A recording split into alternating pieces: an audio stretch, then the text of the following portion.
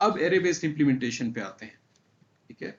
Let's say हमारे पास हम कोई बाइनरी ट्री है, हम उसके कंटेंट्स को स्टोर एरे में ही करना चाह रहे हैं फॉर सम रीजन। तो एरे में जो लेबलिंग है वो इंडेक्सेस की बेस पे होती है। अब हम क्या करेंगे स्टोरेज के लिए, लेट्स से हमारे पास इस एग्जांपल में ट्री है of height h, height 4। Labelling हम स्टार्ट करेंगे full and complete binary tree की रूट से। रूट को जो हम इंडेक्स नंबर या लेवल नंबर जो लेबल असाइन करेंगे वो होगा 1। फिर नेक्स्ट लेवल पे लेफ्ट टू राइट काउंटिंग कर लेबलिंग करनी है, 2, फिर 3, 4, 5, 6, 7, ये लेवल कंप्लीट हो गया। नेक्स्ट 8, 9, 10, 11, ठीक है। अब अगर आपके पास एक बाइनरी ट्री है हाइट h का, उसके कंटेंट्स को स्टोर करने के लिए हमने ये लेबल्स असाइन किए हैं। ये बेसिकली इंडेक्स नंबर्स हैं, यानी अगर एक ट्री है, या डेटा पार्ट नहीं है, ये इंडेक्स नंबर है। डेटा कुछ भी हो सकता है, मे बी जो एरे है मेरी वो कैरेक्टर टाइप की है, इंटीजर टाइप की है, कुछ भी मैं स्टोर कर रहा हूं, ये बेसिकली उस एरे का इंडेक्स नंबर रिप्रेजेंट हो रहा है, ठीक है। रूट का डाटा एरे के कौन से इंडेक्स पे जाएगा? 1 पे। रूट के लेफ्ट चाइल्ड का डाटा कौन से इंडेक्स पे जाएगा? 2 पे। रूट के राइट चाइल्ड का कौन से इंडेक्स पे जाएगा? 3 के। इस नंबरिंग का फायदा क्या है? इस तरीके से नंबरिंग का फायदा ये है, अगर आप थोड़ा सा रिलेशनशिप देखो, रूट का इंडेक्स आपको पता है 1, उसका लेफ्ट चाइल्ड इंडेक्स 2, ये जो करंट इंडेक्स है इसको 2 से मल्टीप्लाई करें तो इस नोड के लेफ्ट चाइल्ड का इंडेक्स नंबर मिल जाता है, यानी जिस इंडेक्स पे उसका डाटा पड़ा है लेफ्ट चाइल्ड का, वो इंडेक्स मिलता है। रूट के लेफ्ट चाइल्ड का डाटा कहाँ है? 1 टाइम्स 2, इंडेक्स 2 पे। इस नोड के लेफ्ट चाइल्ड का डाटा उस एरे के अंदर जो कि लीनियर स्ट्रक्चर है, कौन से इंडेक्स पे पड़ा है? 2 टाइम्स 2, 4 पे। इसके लेफ्ट चाइल्ड का कौन से इंडेक्स पे है? 4 टाइम्स 2, 8 पे। अच्छा, किसी भी नोड के राइट चाइल्ड का डाटा कहाँ है? उस नोड का index time 2 plus 1, 1 times 2, 2 plus 1, 3। 3 के लेफ्ट चाइल्ड का डाटा कहाँ है? टाइम्स 2, 6 पे। राइट चाइल्ड का डाटा कहाँ है? 3 टाइम्स 2 प्लस 1, 7। इसका लेफ्ट चाइल्ड टाइम्स 2, इसका right child index times 2 plus 1। ये क्लियर हो गया? Yes sir. और अब एक और चीज भी आसान है इससे, आपके पास किसी भी नोड का इंडेक्स है, आपसे कोई पूछे इसका पेरेंट का डाटा बताओ, भाई इसका पेरेंट कौन है? लेट्स से ये नोड है जिसका डाटा इंडेक्स 12 पे है, इसके पेरेंट का डाटा रीड करके बताएं, तो इसके पेरेंट का डाटा कौन से इंडेक्स पे है? इस नोड का इंडेक्स डिवाइडेड बाय 2, इंटीजर में 6। लेट्स से 13 है, 13 इंडेक्स पे जो नोड है, इसके पेरेंट का डाटा कहां पड़ा हुआ है? इंडेक्स 13 डिवाइडेड बाय 2, 6.5 आएगा, लेकिन इंटीजर में 6। 6 के पेरेंट का डाटा किधर है? 6 डिवाइडेड बाय 2, इंडेक्स 3 पे। इसके पेरेंट का डाटा कहाँ है? 1 पे, ठीक है। अब अगर मैं आपसे कहता हूं रूट के राइट चाइल्ड के लेफ्ट चाइल्ड का राइट चाइल्ड डाटा बताओ, तो आप सिंपली क्या करोगे? मैंने कहा रूट का right child index 1 time 2 plus 1 का लेफ्ट चाइल्ड टाइम्स 2 का राइट चाइल्ड टाइम्स 2 प्लस 1, ठीक है। तो अब रिलेशनशिप आसान हो गया। या किसी भी नोड के पेरेंट का डाटा, तो किसी भी नोड का पेरेंट डिवाइड बाय 2 का पेरेंट डिवाइडेड बाय 2। मैं अगर कहूं 3 के पेरेंट का पेरेंट, 3 डिवाइडेड बाय 2, 1। इसका पेरेंट, भाई इसका पेरेंट नहीं हो सकता क्योंकि रूट है, इंडेक्स 1 तक हम पहुंच गए हैं, इसका पेरेंट एग्जिस्ट नहीं करता, ठीक है। तो ये प्रॉपर्टी सिर्फ जो मैंने अभी बताई है, यहां डिस्क्रिप्शन लिखी हुई है, आप लोग देख सकते हैं। अब आते हैं रिप्रेजेंटेशन पे, यही लेबलिंग हम यूज करेंगे, एरे बेस्ड रिप्रेजेंटेशन। अच्छा, सिर्फ एक चीज ध्यान में रखें, इस तरीके से जो हमने लेबलिंग की है, जिससे ये रिलेशनशिप हमें आसानी से मिल गई है कि लेफ्ट चाइल्ड टाइम्स 2 इंडेक्स पे है, right child times 2 + 1 parent divided by 2 पे है, ठीक है। तो ये लेबलिंग तो अब हमारे लिए बहुत आसान हो गई है, डाटा फाइंड करना भी आसान है। थोड़ा सा एक वो है, इंडेक्स 0 यूज नहीं हो रहा, ठीक है। तो जो इंडेक्स 0 है, इस लेबलिंग की वजह से वो एरे का हम यूज नहीं करेंगे। लेट्स से ये ट्री है, कैरेक्टर वैल्यूज हैं ट्री में, और हम इस ट्री के कंटेंट्स को एरे में स्टोर करना चाह रहे हैं। तो बैक एंड पे जो एरे आप डिक्लेयर करोगे उसकी टाइप क्या होगी? 4। ये स्ट्रक्चर हमने कहीं देखा है पीछे, कोई याद आ रहा है?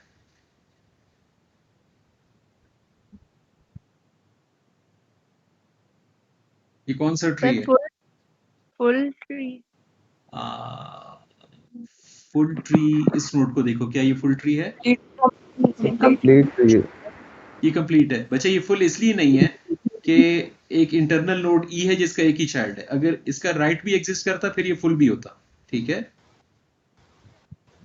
ये कंप्लीट ट्री है, 0 से D-1 लेवल्स कंप्लीटली फिल्ड हैं, मैक्स डेप्थ फिल्ड नहीं है, और नोड्स एक्सट्रीम लेफ्ट में, ठीक है। अब कैरेक्टर वैल्यू स्टोर करनी है, तो ए का डाटा, रूट नोड ए का डाटा कौन से इंडेक्स पे जाएगा, स्टोर होगा? इंडेक्स 1 पे। ए के लेफ्ट चाइल्ड का डाटा इंडेक्स 2, ए के राइट चाइल्ड का डाटा इंडेक्स 3, बी का लेफ्ट चाइल्ड 4, बी का राइट चाइल्ड 5, ठीक है। तो इसी रिलेशनशिप को यूज करके हम डाटा स्टोर कर सकते हैं। लेट्स से जे का पेरेंट कौन है, तो जे का इंडेक्स है 10, 10 डिवाइड बाय 2 5 ई। यहां देखो, जे इंडेक्स 10 पे था, उसके पेरेंट को एक्सेस करना अब बहुत ईजी है। ई का पेरेंट कौन है? 5 डिवाइड बाय 2 बी। बी का पेरेंट 2 डिवाइड बाय 2 1 ए, ठीक। कोई स्पेस वेस्टेज नजर आ रही है? जीरो इंडेक्स के अलावा, जीरो इंडेक्स इतना मैटर नहीं करेगा। जैसे जैसे एन की वैल्यू बढ़ेगी, जीरो मैटर नहीं करता। क्या स्पेस वेस्ट हो रहा है? नहीं सर। नहीं, ठीक है। तो एक एक एक, एक सजेशन, अगर आप बाइनरी ट्री स्टोर कर रहे हैं और आपका स्ट्रक्चर कंप्लीट बाइनरी ट्री है जिसमें वेरिएशंस भी कम हैं, नंबर ऑफ इंसर्शंस फ्रीक्वेंटली नहीं होंगी, तो एरे यूज करना बेहतर ऑप्शन है। यहां नजर आ रहा है, एक्सेस भी फास्ट है, लेफ्ट राइट आप कर सकते हो, ठीक है। इसके लेफ्ट का लेफ्ट एक्सेस करना है, तो अगर लिंक लिस्ट होती तो ये left child pointer variable read करते इधर आते, फिर इसका लेफ्ट रीड करते इधर आते, फिर इसका लेफ्ट। अब यहां लेफ्ट के लेफ्ट का लेफ्ट आसान है।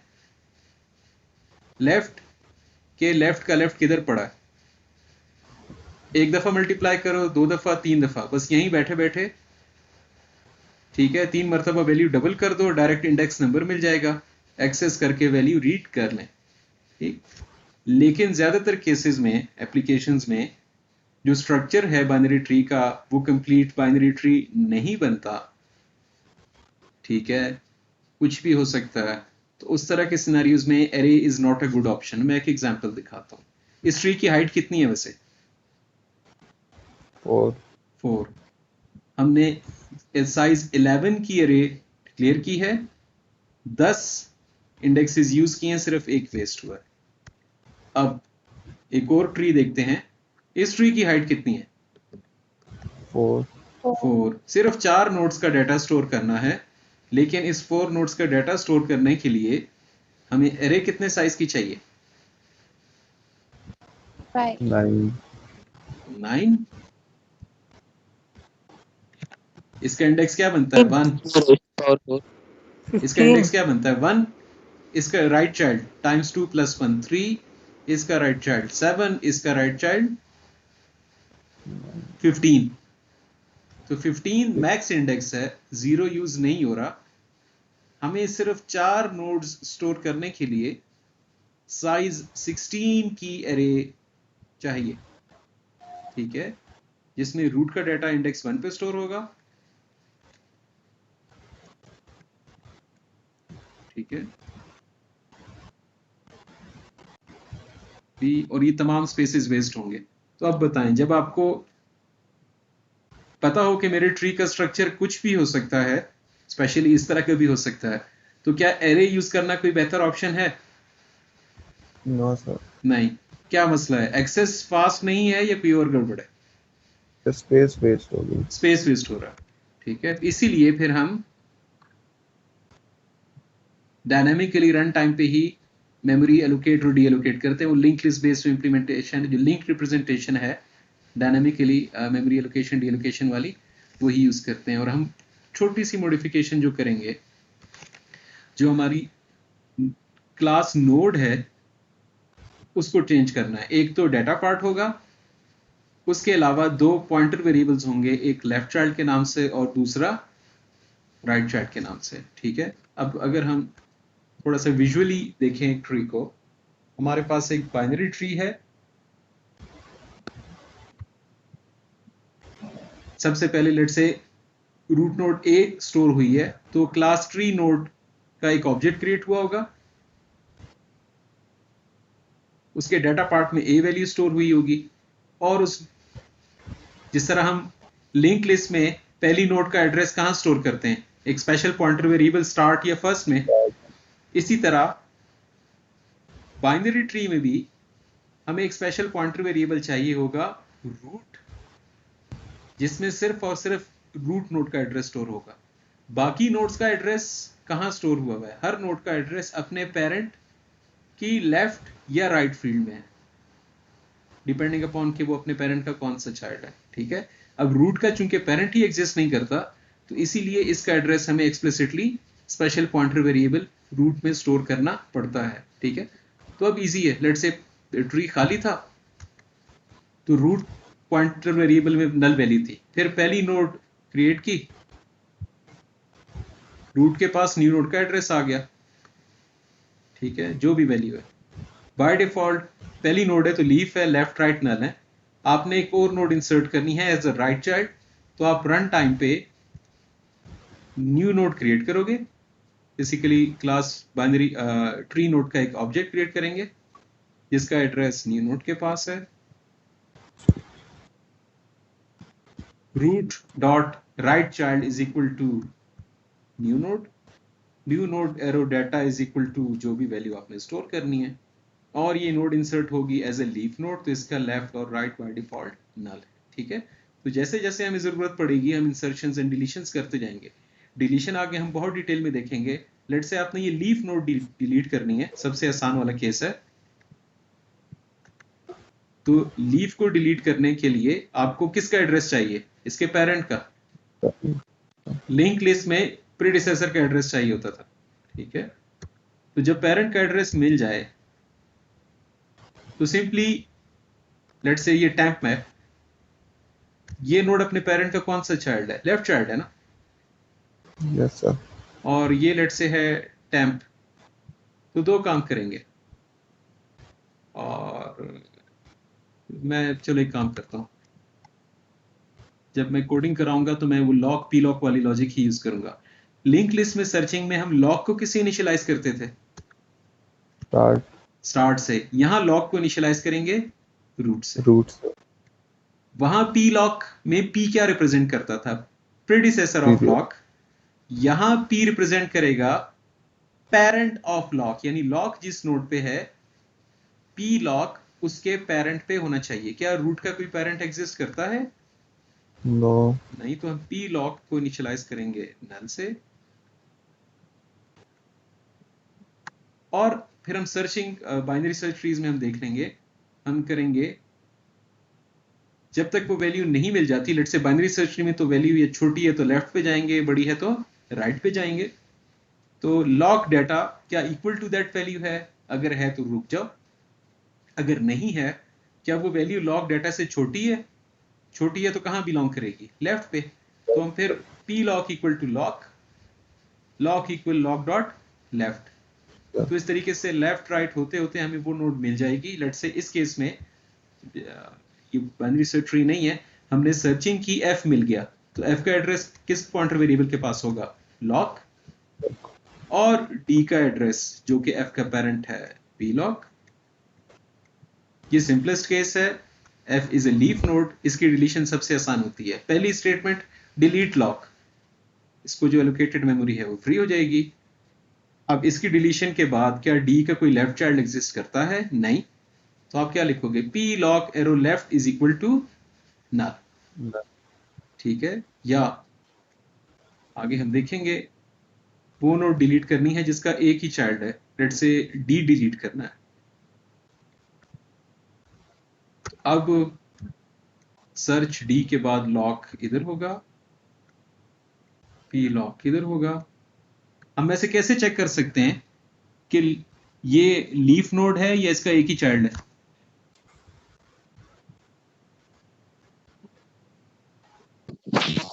सर इसके लेफ्ट या राइट में नल ना हो तो, राइट का डाटा पार्ट एम्प्टी हो तो, नल ना हो तो पॉइंटर पे, हाँ जी, अगर तो लेफ्ट और राइट चाइल्ड पॉइंटर वेरिएबल्स जो हैं उन दोनों में नल वैल्यू है, मींस ये लीफ नोड है, जो कि f के केस में होगा।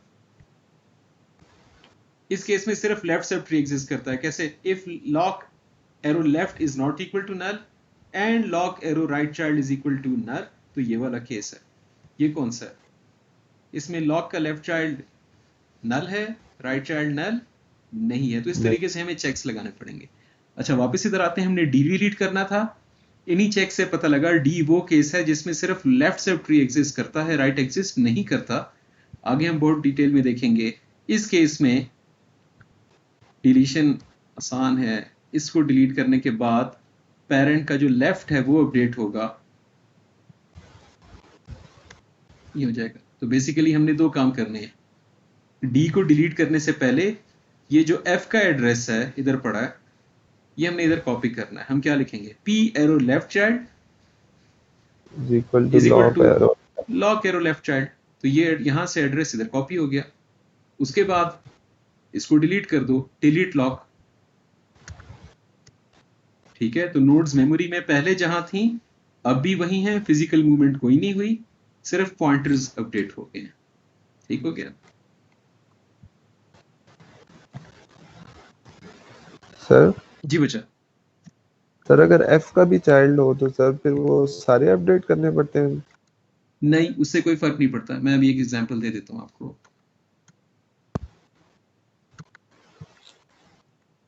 देखिए, हम यहाँ पे इसको डिलीट कर लेते हैं। ठीक है। लेट्स से हमने ई को डिलीट करना है, तो सर्च ई किया। सर्च का फंक्शन हम लिखेंगे डिटेल में। हमने किया सर्च ई, तो हमारे सर्च के फंक्शन जब टर्मिनेट होगा, लॉक के पास ई का एड्रेस, पी लॉक के पास इसके पेरेंट का एड्रेस। क्या ये लीफ नोड है? नहीं। इफ एल्स हमें 4 चेक्स लगाने पड़ेंगे। एक लीफ के लिए, एक 2 चिल्ड्रन वाले केस के लिए, एक सिर्फ लेफ्ट चाइल्ड और एक सिर्फ राइट चाइल्ड। तो तीनों में से ये कौन से वाला है तो जिसका लेफ्ट वाला। सब ट्री एग्जिस्ट करता है? ठीक है। तो इस केस में डिलीशन से पहले ई अपने पेरेंट का कौन सा चाइल्ड है? राइट। तो basically P lock dot right child field update होगी।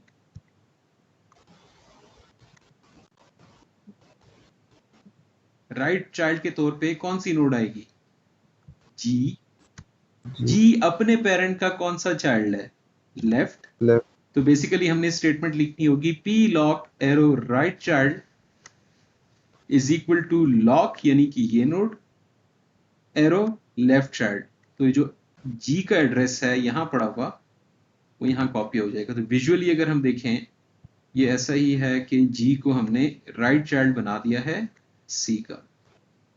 उसके बाद डिलीट लॉक, ये गायब हो जाएगा। ठीक है। अब कंफ्यूज नहीं होना, ये मैं ट्रेलर अभी यहाँ पे इंप्लीमेंटेशन का ट्रेलर सिर्फ थोड़ा सा दे रहा हूँ। ठीक है।